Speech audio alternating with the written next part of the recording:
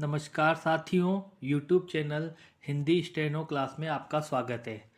आज मैं आपके लिए 80 शब्द प्रति मिनट के हिसाब से डिक्टेशन लेके आया हूँ, जो एसएससी के एग्ज़ाम की तैयारी के लिए है।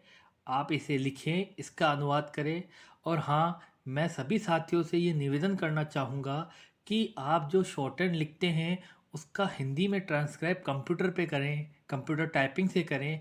इससे आपको एग्ज़ाम में परेशानी नहीं होगी और आपको आपकी गलतियों का भी अच्छे से पता चलेगा। तो जैसा कि मैं सारे वीडियो में बोलता आया हूँ, आप मेरे प्रीवियस वीडियो में भी देख सकते हैं, सुन सकते हैं। तो उसी हिसाब से मेरे डायरेक्शन वही रहेंगे। तो चलिए आज के लिए आज की डिक्टेशन स्टार्ट तो चलिए आज की डिक्टेशन स्टार्ट करते हैं। तैयार हो जाइए। Yes, start. महोदय, मेरे लिए जिसने विज्ञान को बाहर से ही महसूस किया है, यह असमंजस्य की बात है कि इसके बारे में उन लोगों से कुछ निवेदन करूं जो इसकी विभिन्न शाखाओं में पारंगत विज्ञानी हैं। लेकिन मैंने आपका निमंत्रण इसलिए स्वीकार किया कि इससे मुझे विज्ञान जगत के साथ साथ संपर्क करने का मौका मिलता है। आपने इस अधिवेशन के लिए एक महिला वैज्ञानिक को अध्यक्ष चुना है। इसकी मुझे खुशी है। मुझे आशा है कि आप मेरी इस प्रसन्नता के लिए मुझ पर नारी जाति का पक्षपात करने की बात नहीं सोचेंगे। यह अंतर्राष्ट्रीय महिला वर्ष की अच्छी शुरुआत है। सबसे महत्वपूर्ण विज्ञान है जीव विज्ञान। ज्ञान के अन्वेषण का क्रम अनंत है। उसकी दो प्रेरणाएं रही हैं। पहली प्रेरणा तो मनुष्य की अस्तित्व बनाए रखने की चिंता या जिजीविक्षा रही है और दूसरी उसकी चिर अतृप्त ज्ञान पिपासा रही है। इन दोनों में कोई टकराव नहीं है।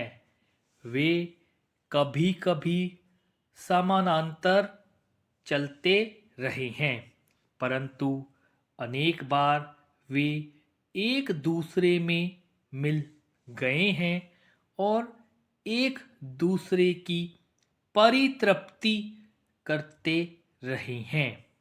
एक से व्यावहारिक विज्ञान का उदय हुआ और दूसरे से मूल विज्ञान का। भारत में हमें इन दोनों की आवश्यकता है जब हम अधिसंख्य लोगों के जीवन यापन के स्तर को ऊंचा उठा पाएंगे। तभी हम थोड़े से प्रतिभाशाली लोगों के लिए उच्चतर लक्ष्यों की प्राप्ति के वास्ते संतोषप्रद वातावरण का निर्माण कर सकेंगे। पैराग्राफ। आज विश्व में प्रबल विचार मंथन हो रहा है और मनोवृत्तियों पर प्रश्न चिन्ह लगाए जा रहे हैं।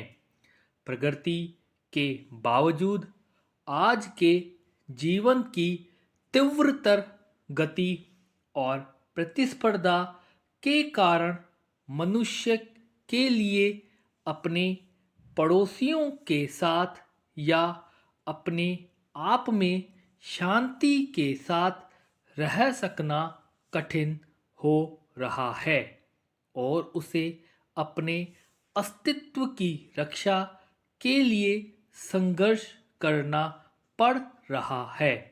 हालांकि यह एक भिन्न ढंग का और भिन्न स्तर का संघर्ष है। आज खतरा असभ्य एवं सबल आक्रांताओं की ओर से नहीं है, बल्कि उन परिपार्श्विक प्रभावों से है जो मनुष्य ने अपने ही सुख साधनों को विकसित करने के क्रम में उत्पन्न किए हैं। ये प्रभाव है अलगाव का एहसास, तनाव पैदा करने वाली परिस्थितियाँ, प्रदूषण तथा प्राकृतिक साधनों का विचारहीन दोहन। यह एहसास धीरे धीरे किंतु निश्चयात्मक रूप में प्रगतिशील लोगों के विचारों का अंग बनता जा रहा है और विश्वव्यापी चर्चा का विषय बन गया है। लेकिन ऐसे लोगों और विचारों की प्राय उनके द्वारा खिल्ली उड़ाई जाती है जो उन चीज़ों के निर्माण में लगे हैं जिनका प्रभाव कालांतर में हानिकर हो सकता है, और उन लोगों द्वारा भी जो वायु या जल के प्रदूषण को बचाने के लिए अपने कारखानों को नए सिरे से जमाने की चिंता नहीं करना चाहते। यह हमारा दुर्भाग्य है कि हमने औद्योगिकरण का सिलसिला एक ऐसे समय में शुरू किया है जबकि वह पहले की अपेक्षा कहीं ज़्यादा खर्चीला और जटिल है। स्टॉप। आप इसे लिखें, इसका अनुवाद करें और हो सके तो जैसा कि मैंने पहले कहा है, आप कंप्यूटर पर टंकण करके इसका अनुवाद करें और अपनी गलती पहचानेंगे तो निश्चित रूप से आपकी शॉर्टहैंड और अच्छी होती जाएगी। और मेरे चैनल को सब्सक्राइब करें, लाइक करें। अभी तक मेरे चैनल को ना सब्सक्रिप्शन मिला है ना लाइक मिले हैं, तो प्लीज़ मेरे चैनल को लाइक करें, सब्सक्राइब करें। मैं आगे और भी ऐसे ही डिक्टेशन लेके आऊँगा। और हाँ, अगर आप किसी स्पेसिफिक परीक्षा की तैयारी कर रहे हैं तो वो भी आप मेरे कमेंट्स बॉक्स में डालिए, तो मैं उस अनुरूप भी आपको डिक्टेशन प्रोवाइड कराऊँगा। तो आज के लिए इतना ही। मिलते हैं अगली डिक्टेशन में। सभी साथियों को मेरा नमस्कार।